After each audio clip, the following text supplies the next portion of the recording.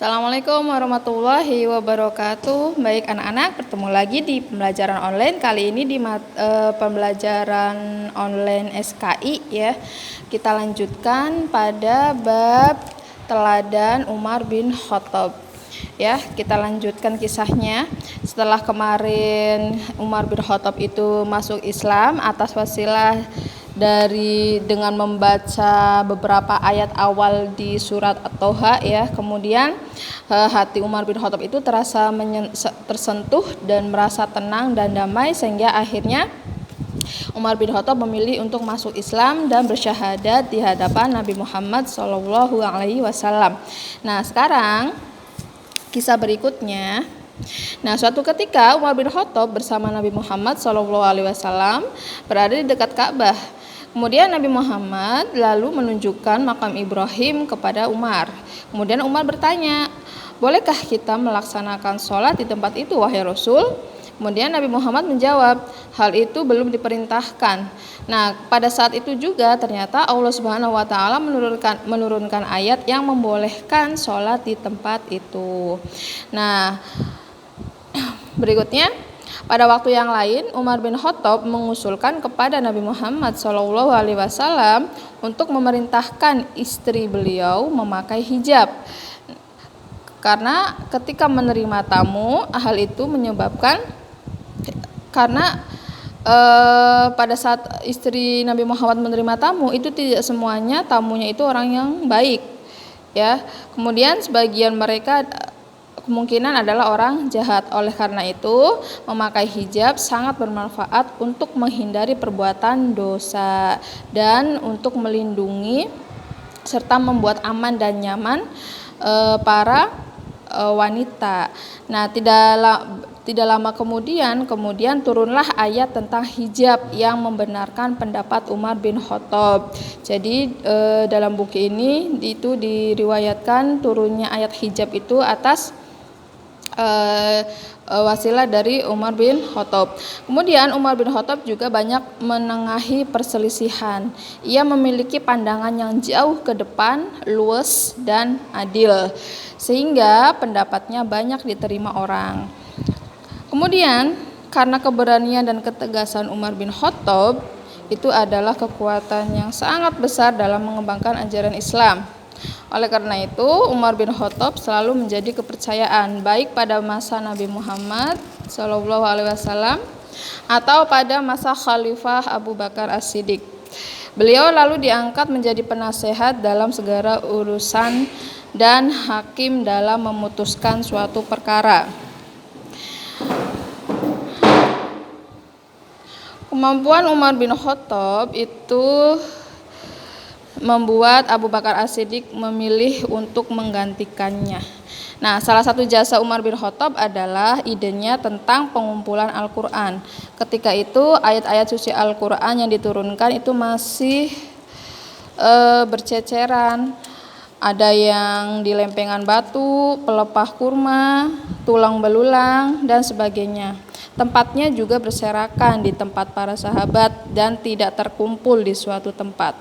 Nah, pada masa Nabi Muhammad banyak sahabat yang menghafal Al-Quran. Kemudian Umar bin Khattab sangat khawatir apabila para penghafal Al-Quran tersebut habis. Oleh karena itu, ia mengusulkan kepada Abu Bakar agar mengumpulkan semua tulisan Al-Quran. Nah, tugas penulisan itu kemudian diserahkan oleh Zaid bin Sabit. Ia adalah penulis wahyu pada masa Nabi Muhammad SAW. Kemudian Umar bin Khattab diangkat sebagai khalifah. Ketika Abu Bakar As-Siddiq jatuh sakit dan merasa bahwa ajalnya sudah dekat, Abu Bakar As-Siddiq kemudian berpikir untuk menunjuk seseorang sebagai penggantinya. Karena dia tidak ingin kaum muslimin berselisih pendapat tentang orang yang akan menggantikannya. Dalam hatinya ia sudah berketetapan hendak menunjuk Umar bin Khattab. Akan tetapi ia harus bermusyawarah dan mendapat persetujuan dari para sahabat tentang hal itu. Nah, pada suatu hari Abu Bakar As-Siddiq berbicara kepada orang-orang di depan rumahnya. "Apakah kalian akan menerima orang yang saya calonkan sebagai pengganti saya? Saya bersumpah akan melakukan yang terbaik dalam menentukan hal ini." Ketahuilah, saya telah memilih Umar bin Khattab sebagai pengganti saya. Dengarkanlah saya dan ikutilah perintah saya. Itu kata Abu Bakar As-Siddiq. Kemudian mereka serempak berkata, kami telah mendengar Anda dan kami menaati Anda. Setelah itu, Abu Bakar As-Siddiq kemudian memanggil Utsman bin Affan. Ia mendiktekan teks perintah yang menunjuk Umar bin Khattab sebagai penggantinya. Kemudian Abu Bakar As-Siddiq meninggal pada tanggal 23 Agustus 624 Masehi. Setelah itu, kaum muslimin membaiat Umar bin Khattab sebagai khalifah di Masjid Nabawi. Setelah menjabat menjadi khalifah, Umar bin Khattab menggunakan gelar Amirul Mukminin. Oke, apa saja sih prestasi yang dilakukan oleh masa pemerintahan Umar bin Khattab? Yang pertama, diantaranya ada penaklukan kota Suriah. Kemudian ada penaklukan kota Persia, kemudian ada penaklukan kota Mesir. Ya, jadi diangkatnya Umar bin Khattab sebagai khalifah itu semakin memperluas wilayah-wilayah Islam di berbagai negara di berbagai negara di dunia. Karena Umar bin Khattab juga dikenal sebagai khalifah atau pemimpin yang sangat tegas, pemberani dan juga sangat adil, sehingga Umar bin Khattab sangat disegani oleh rakyatnya.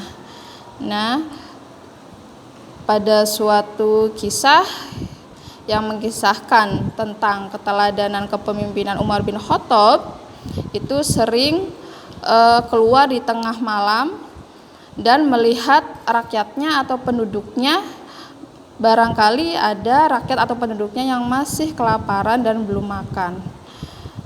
Sampai di suatu kisah itu terdapat rakyatnya yang ternyata dalam kondisi miskin dan kelaparan bersama dengan dua anaknya, yaitu seorang janda ya. Sampai akhirnya Umar bin Khattab itu memanggul sendiri gandum yang berada di Baitul Mal untuk diserahkan kepada janda tersebut yang miskin ya. Karena Umar bin Khattab itu berprinsip, saya tidak akan kenyang sebelum rakyatnya kenyang, dan sayalah orang yang paling kenyang terakhir setelah rakyat saya kenyang ya. Seperti itu. Jadi benar-benar pemimpin yang adil, pemimpin yang sangat memperdulikan kesejahteraan rakyatnya. Kemudian kebijakan Umar bin Khattab yang lain dalam pemerintahannya itu diantaranya dalam bidang hukum, Umar bin Khattab menyusun sebuah risalah. Risalah itu dikaji oleh Abu Musa. Kemudian risalah itu disebut dengan Dustur Umar atau Risalah Al-Qodok.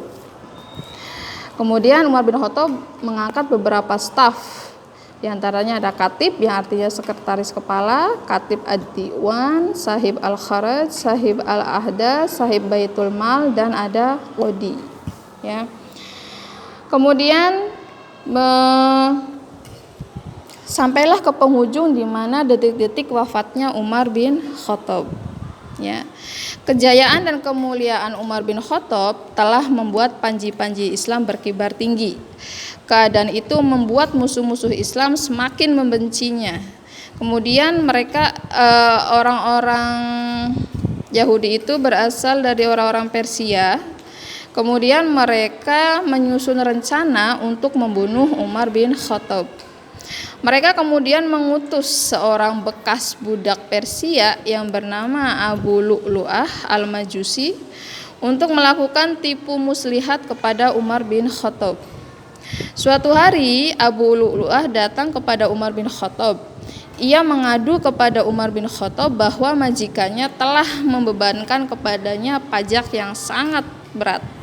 Kemudian Umar bin Khattab berjanji akan memutuskan hal tersebut. Nah, pada hari berikutnya Abu Lu'lu'ah menyelinap masuk ke Masjid Madinah. Saat itu Umar bin Khattab hendak mengerjakan sholat bersama kaum muslimin. Baru saja Umar bin Khattab mengerjakan sholat, Abu Lu'lu'ah menusuk Umar bin Khattab dari belakang. Akibat tusukan itu, kemudian Umar bin Khattab menderita luka yang sangat parah. Kemudian ia akhirnya berbaring sakit selama 3 hari dan akhirnya meninggal pada hari Sabtu 1 Muharram 23 Hijriah atau 644 Masehi. Kekhalifahan Umar bin Khattab berlangsung selama 10 tahun, 6 bulan, 4 hari. Nah, ketika sakit, Umar bin Khattab telah memilih para sahabatnya agar salah satu di antara mereka menjadi khalifah penggantinya.